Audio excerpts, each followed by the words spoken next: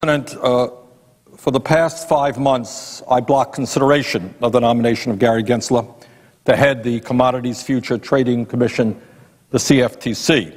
And as a strong supporter of President Obama, I took no particular pleasure in doing that.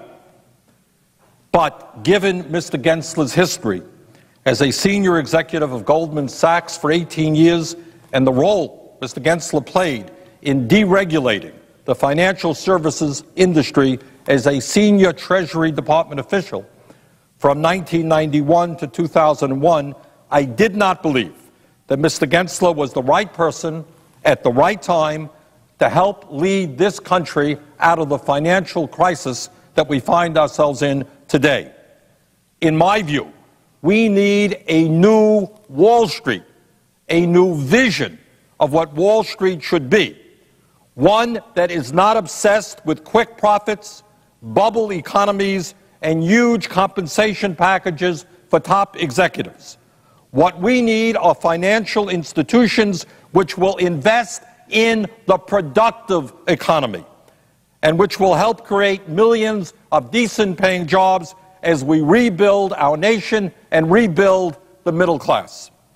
Mr. President, I am happy to say that last week I had a productive meeting with Mr. Gensler, the second meeting that I've had with him.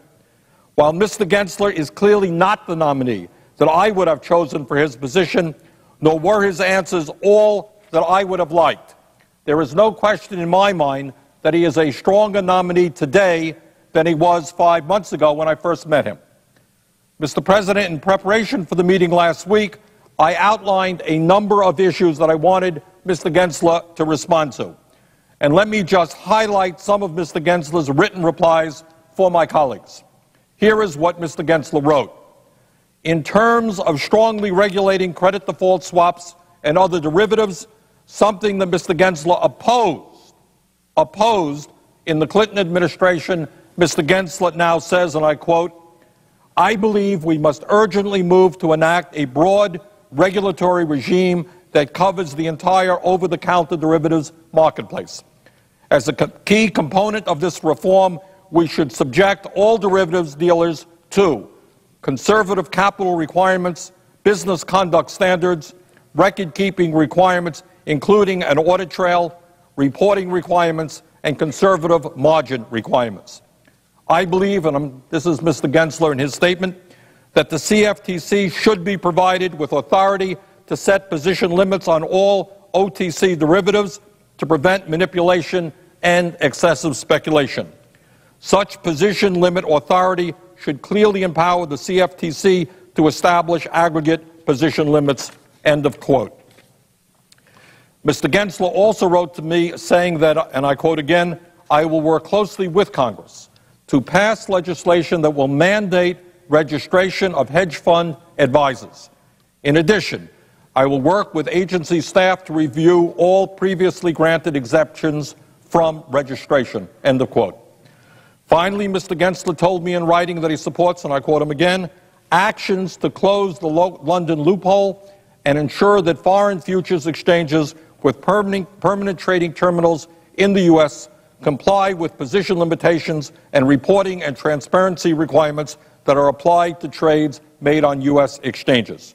End of quote. Mr. President, I ask unanimous consent to enter into the record all of Mr. Gensler's written responses to me dated May 14, 2009. Without objection, so ordered. Mr. President, needless to say, I am encouraged by the commitments Mr. Gensler made to me to regulate hedge funds, to make sure that banks are not allowed to manipulate the price of heating oil and crude oil, and to prevent the enormous conflicts of interest that exist with respect to our energy markets, among many other things. In addition, Mr. President, last week the Obama administration introduced a comprehensive plan to, for the very first time, significantly regulate credit default swaps and other over-the-counter derivatives.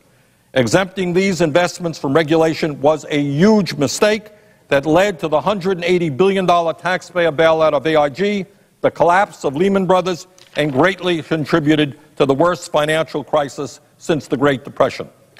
Last March, I and a number of other senators asked the President to support strong regulations on these risky investment schemes.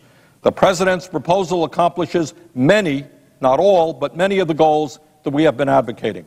While this plan is not as strong as I would have written and may have loopholes in it that need to be closed, I believe we are beginning in the right direction to make sure that a financial crisis of this magnitude never occurs again. Mr. President, as a result of the greed, the recklessness, and the illegal behavior of Wall Street, our country has been thrown into a deep recession which has caused intense suffering for millions of our people. We need to end the current era of financial deregulation which largely caused this crisis and move to a new Wall Street which understands the need for long-term productive investment and job creation rather than short-term profits, outrageous salaries, and a bubble economy. We need to break up financial institutions that are too big to fail. If a company is too big to fail, that company is too big to exist. We should do the same thing to the banking industry that Teddy Roosevelt did to break up the oil companies, and we should stand up today on behalf of the American people to our current-day robber barons.